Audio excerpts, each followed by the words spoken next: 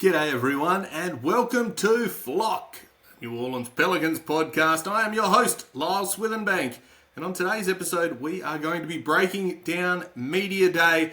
The New Orleans Pelicans hosted a full day of interviews on Tuesday. We're going to unpack it all tonight. What did we see? What did we hear? And what did we take away? All that today on Flock, so let's get into it.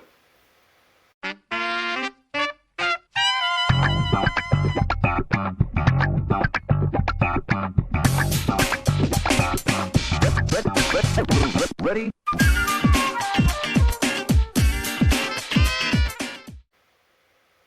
Now, before we get into it, please make sure you hit that subscribe button, hit the thumbs up, and if you're listening on the audio version, I need you to hit that download button and follow us on wherever you are listening from. Apple, Spotify, Amazon, all those fun places. We appreciate all the support, and gosh, we continue to grow.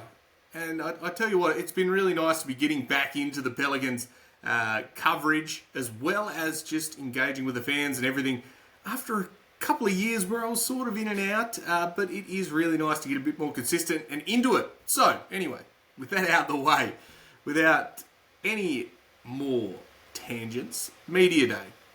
So, Media Day was a little bit different to what it was in previous years. As we know, Joe Dumas, as we talked about in the last episode, he spoke solo. He spoke Monday, gave us about half an hour of content, and really set the tone. And what I liked about that is that it separated any of the deflection questions where journalists would ask the players or coaches, hey, well, Joe said this. And they say, oh, I didn't know what he'd said because he'd spoken 15 minutes before they'd got on there.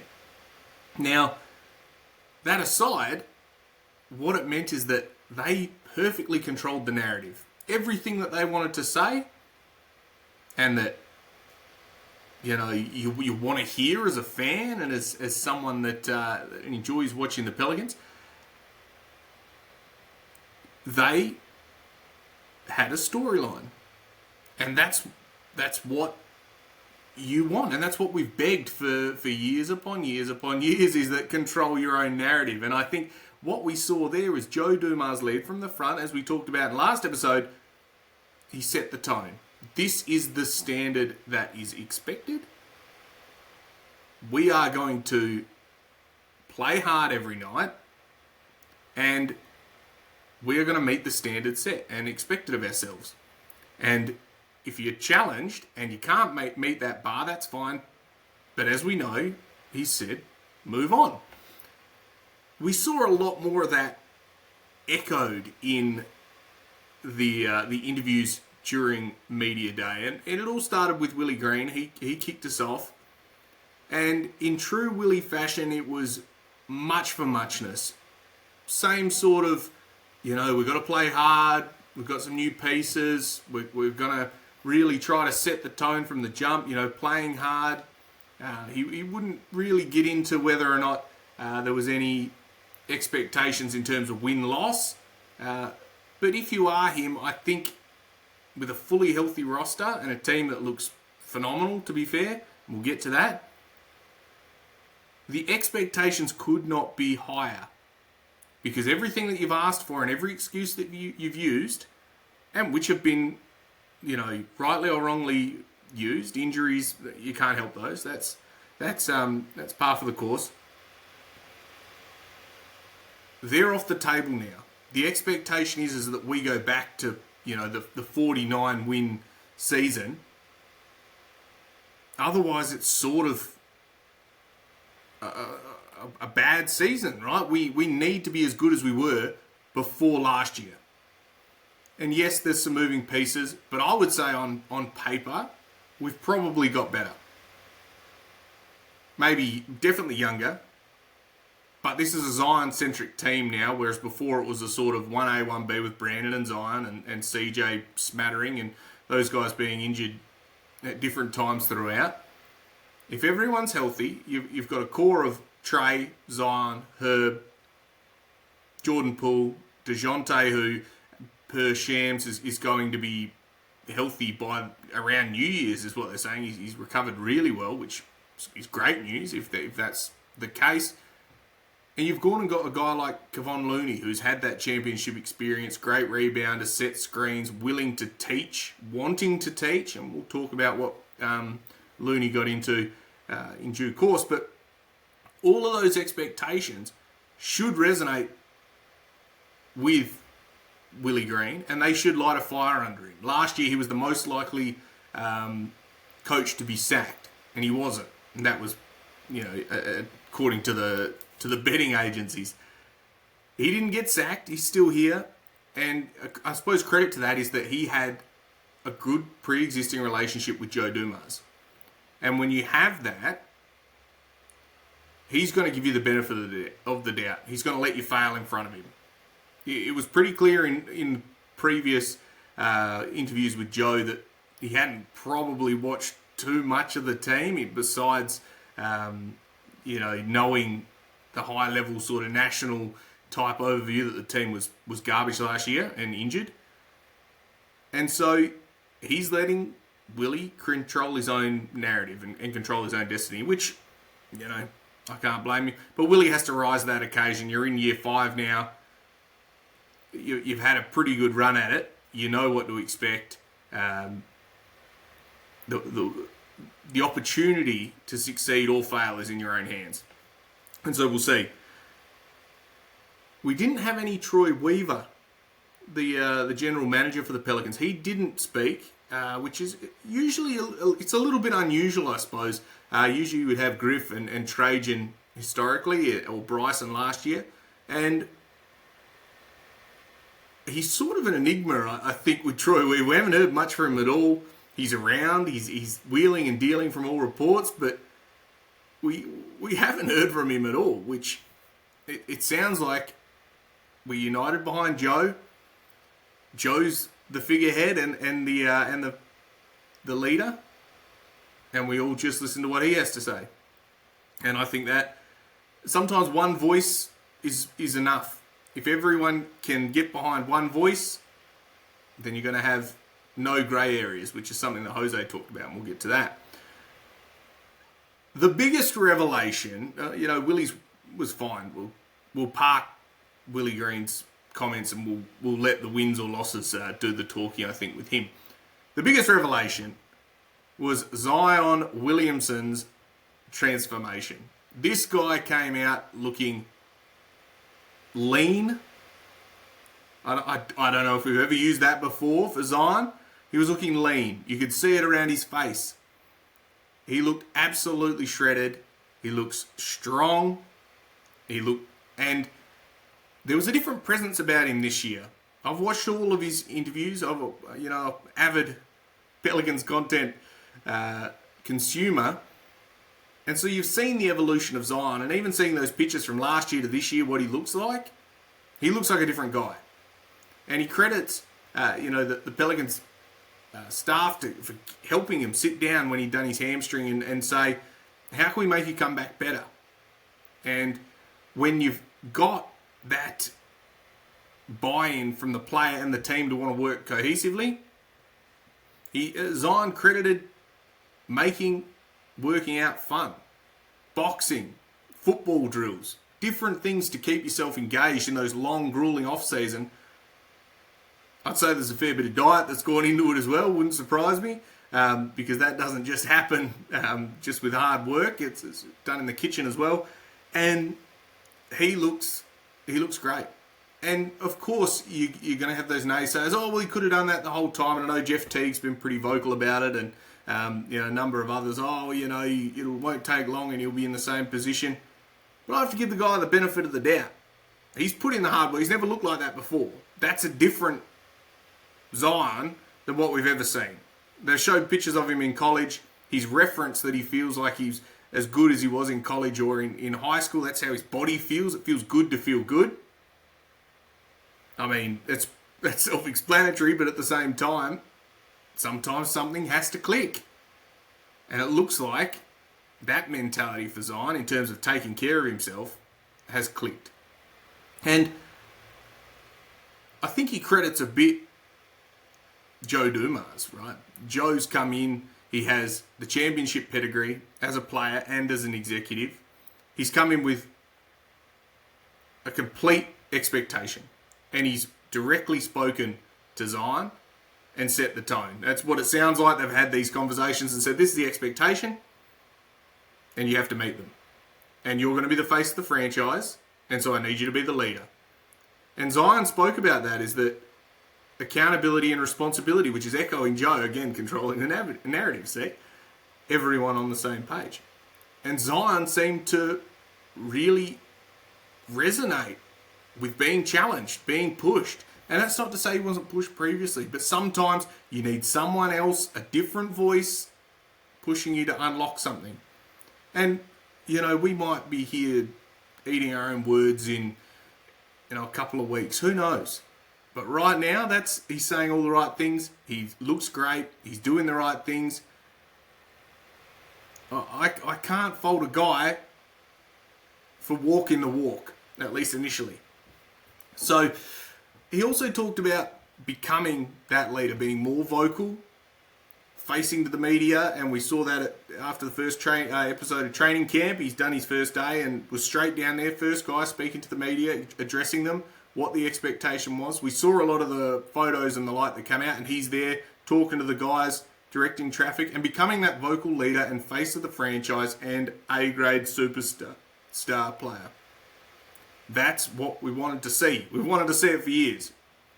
He's only 25, but he is in year 7. So now's the time. Now is the time. I liked Zion's press conference.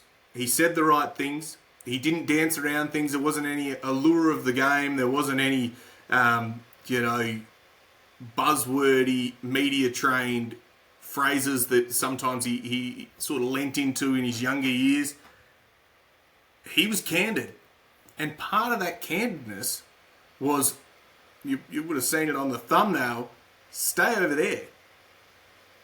He called the naysayers out. He said, if you weren't with us at our lowest, stay over there when we're successful.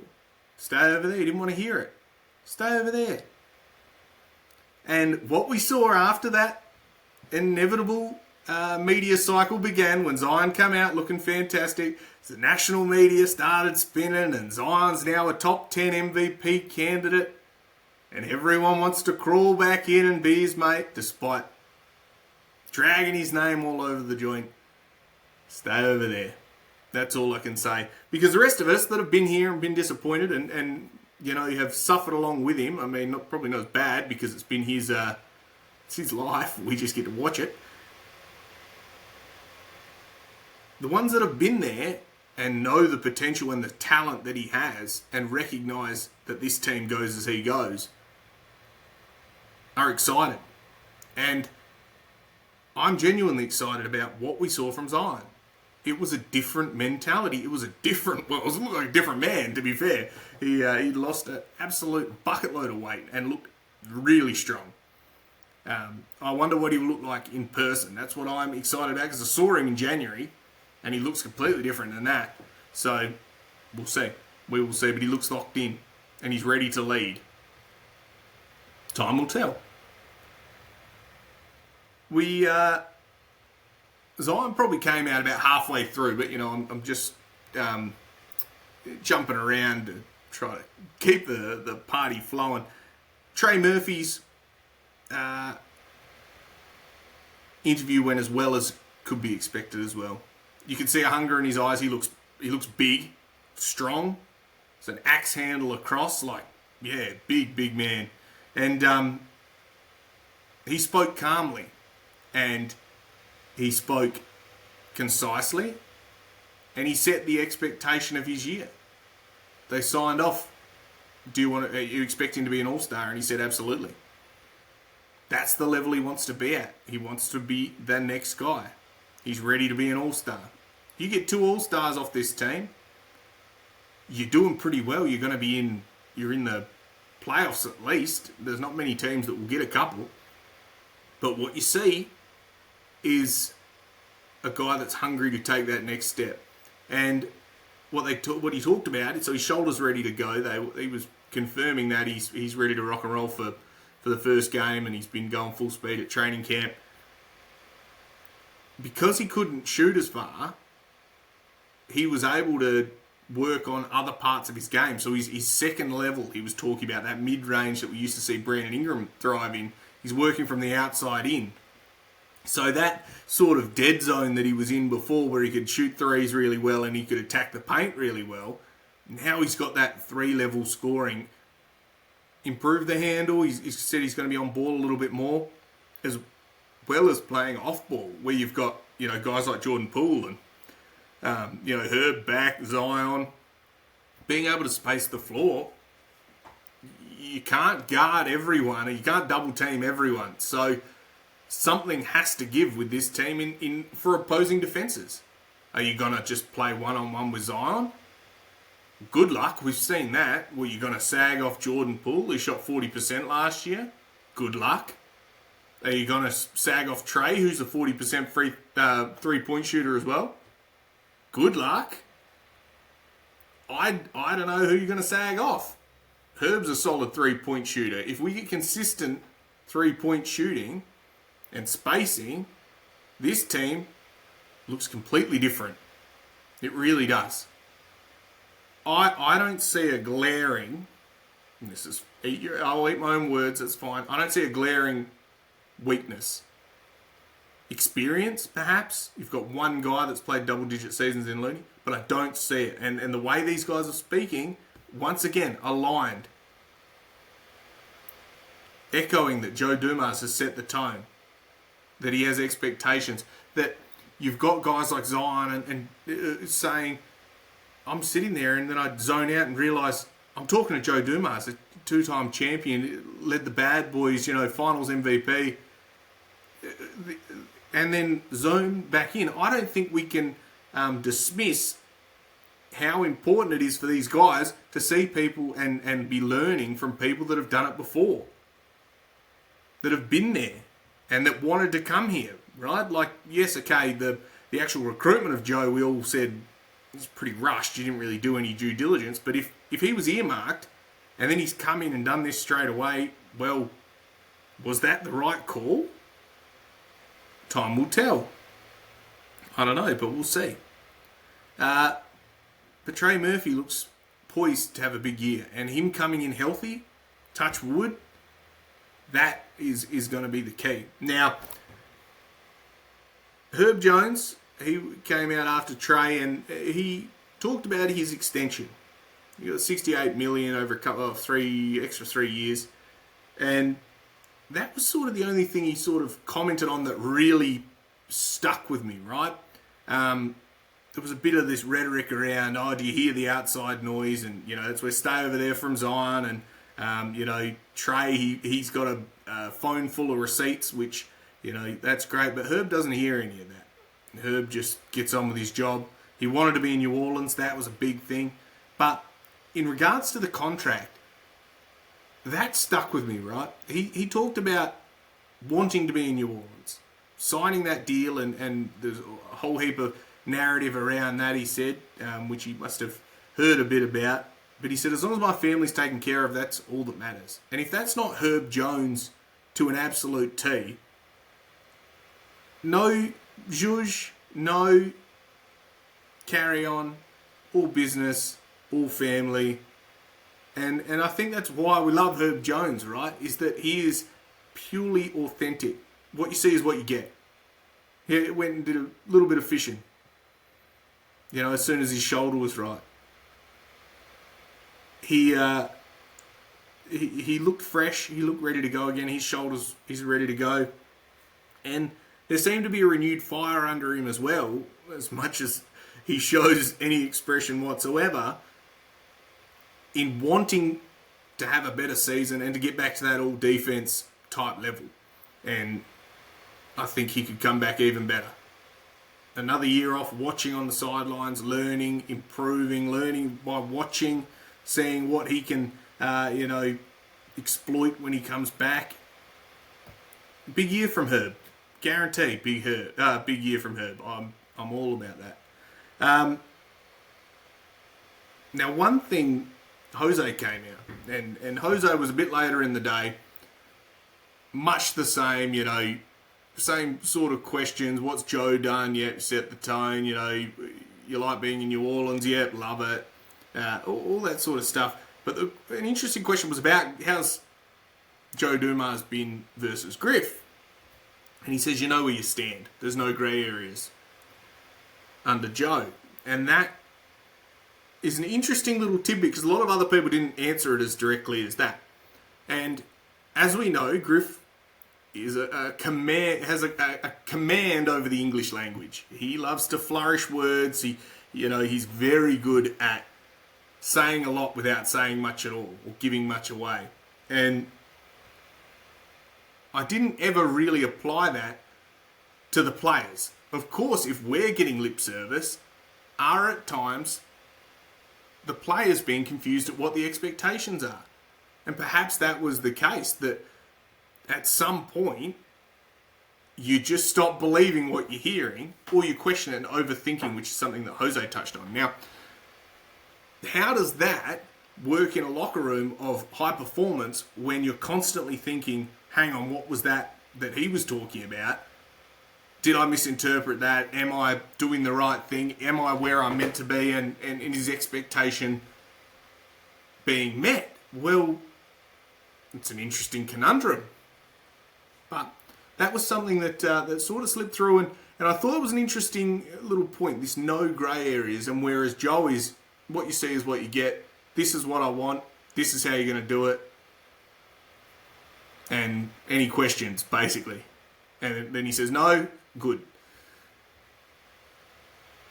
I don't mind a leader that speaks concise and to the point and tells you what they expect. I think the sign of a good leader and a good manager is being direct and concise and setting expectations and holding everyone accountable to them. And that's what it sounds like Joe has done. And of course, this sounds like a Joe Dumas, woohoo, I haven't seen anything. I don't know what this team is going to be like. But the players are making the right sounds. They're saying these things. And it was one after the next, after the next, after the next. Who knows? Maybe Joe Dumas was this great pickup. And it sounds like he's setting the tone. And anytime you have a regime change, coach, star player, GM, ownership, you have to have a new, fresh set of eyes. You have to have a new lens on things. Maybe, sometimes they say a change is as good as a holiday. So we'll see. We shall see. Jordan Poole, I really enjoyed his interview. He is a very, very well-spoken young man. A great, I think, advocate for the team. And someone that I didn't know much about. We know about all the saga in Golden State and them being shipped off to Wizards. And watching him, he seemed genuinely keen to be here. I think he recognises that he's going to have an important role this year, and his ability to generate gravity on the perimeter is going to be key for being able to create space for Zion and for Trey and for these other guys that want to play in the paint, or even other shooters. His ability to break down people on the dribble is important, and something that the guys talked about is that Jordan Poole is obsessed with basketball, and there was almost this sort of awe that he would be there early and he'd be there late, and that he's always trying to improve and working on his game. And when you come from a program where you work with one of the best players of all time in Steph Curry, Klay Thompson, guys that have won championships time and time again, that have this incredible work ethic. You've got Steph at 37, who's still as good as anyone. Klay Thompson, phenomenal, one of the greatest shooters of all time. And it was consistency, his jump shot, consistent. Steph, the ability to turn it on and off, keep moving, reading pace and space, and being able to control. Jordan Poole talked about being a conductor of the audience, of the crowd. Steph, in those third quarters, he He could just, turn it on. And when you get that, and you've learned that, and you've got guys that want to listen and say, hang on, what was it like to play with Steph Curry? What can we do to improve?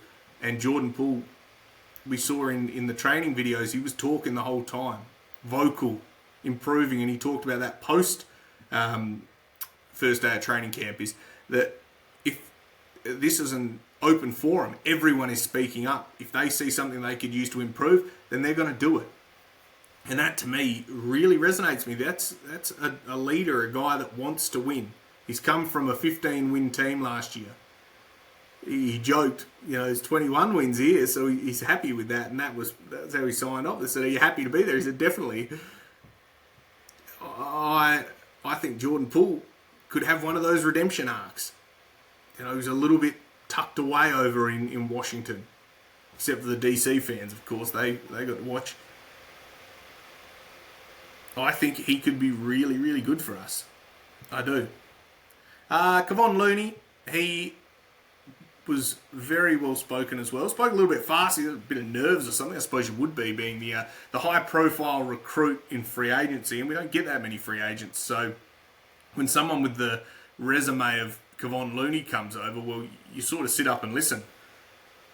And what we saw is that he's ready to lead. He's ready to help these guys develop, as well as it sounded like it was guaranteed a pretty good role. And I think looking at the guys that we've got, you got young Eve, Carlo says he's going to be playing a bit more power forward. He's probably going to shoulder a fair bit of the minutes, because then you're going to go small. You might play Zion at the 5 or that sort of a small ball lineup at times. I don't think that was guaranteed at Golden State, and we sort of seen Looney's minutes decline as they went with that Jackson Davis and over there and a few different other guys, and again going small. He brings rebounding. He brings effort. He said he's working on his corner 3 to work on that spacing a little bit. But what I like is that he has the ability to teach these young guys how to go and get rebounds, because we got absolutely annihilated on it last year. You go and get the second best rebound percentage player in the league behind Jonas. I don't mind that at all. This guy has been used to getting long-range rebounds, right? Everyone from 3 on that team. So he knows where the ricochets are coming from. And if you can pick his brain and get something out of that, well, gosh, who am I to poke a stick at that? He seemed really keen to do it. And I was excited to hear that. The 2 rookies, there's a quiet confidence about them. They talked, the other vets, the older guys. Gosh, we've been watching them for a little while now. Trey and Zion and Poole. They said these guys, and Jose as well, these rookies are ready to rock. Like, they've got big personalities. They've come out. They're ready to contribute straight away. Who knows? They say Jeremiah Fears is so fast. He never backs down. He's vocal. He knows how to use his speed and his athleticism, and he's wise beyond his years. They're saying this guy's 18 years old, but he doesn't act like that. He's come in and he wants to learn and absorb. And gosh, that's an exciting thing to be able to see. Now, what we also heard from Derek Queen is he seems like a pretty cool guy. He seems very confident in his abilities. He said he worked on his body, his core, he's getting his legs right, a lot of physical type development, which I think is good for that as you come in the league. It's going to be different. And he said watching these guys go up and down the court, you're going to have to be fit to get up and down. They move at some pace. I think he's going to discover that the NBA is a bit quicker than even the summer league. It's fast. So I think he could have a really good development. He said he's about a month and a half away, hopefully, if it all goes well. So it takes us towards the end of the season. Maybe he's in November, I guess, before he's back. And then they've got to carve roles out, right? You want to see Fears hopefully play at least 10 or 15 minutes a game, permitting. And then, DQ's got to carve out a role there as well. But I think if you're going to go out and get these guys and trade 2 draft picks for one, you sort of want to see what you got, just quietly. But, Willie Green's probably got he's got a mandate in his own head that he's going to have to win. There's no rebuild here at the moment. It's winning time. So we'll see. We shall see there. But I was impressed with both the rookies, and hearing all the other teammates sort of echo it, that these guys are going to be pretty good. I like that they're good personalities, good locker room guys. Overall, we heard a little bit from Sadiq Bey. He was coming back from his ACL. A little bit from Micah Peavy, like 2 minutes. Carlo, he went to Sports Drink. Shout out Sports Drink, those legends. They took care of me when I was over in New Orleans as well. But and a bit from Missy as well, who'd been over in Cameroon and knew that he had to work on some stuff around the basket. That was really important, that he focused in on that, and that he knows what he needs to develop on. And I think half the battle is knowing what you got to do, and then the second part is actually doing it, learning and putting those words into action. So we'll see. Hopefully he can pick the brain of Looney and develop quicker, given his sheer athleticism and his ability to block shots like a madman. So we'll see. We shall see. So, overall, 1, Skinny Zion is here. I'm sure that's what they're calling him. I think Lean Zion, Z Lean, he looks great. He was saying the right things. He's ready to lead. Trey Murphy looks like he's put a bit of size on. I saw the video of his rehab training, and that looked intense. That looked hectic. Actually, it made me sort of like get my heartbeat going, stressed and sweating just watching the bloke. And I don't know, maybe that's just more about me. But he looked, ready as well to take that next step.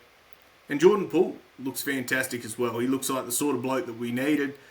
He's got all the tools. We just got to put it all together. And I'm really excited to see him in about a week. It's Friday week I'll get to see him. So, gosh, Pelicans basketball back. And sorry to the guys that are in the States that have to go and watch it at 4:30 a.m. and 10 p.m. But, welcome to my world. Welcome to my world. If you need any tips, you can see I was talking to Juvenile on the Twitter today about it. But overall, we can keep a lid on it for now. But the guys said the right things. They look to be in good health. They look to be in great vibes. They're having fun. That's what playing sport is about, is having fun. Yes, okay, it's a job as well. But if you enjoy it, what do they say? You never work a day in your life. So, I think with that being said, I'm going to leave it at that. We've got another show coming. I suppose it'll be early next week. We'll see if we get another one in about training camp. If anything comes up, we'll do a little quick show. But I think we're going to leave it at that. So, this has been Flock, the New Orleans Pelicans podcast. I am your host, Lyle Swithenbank, at Lyle Swithenbank on X, on TikTok, on Blue Sky. I want you to stay safe. And of course, bye for now.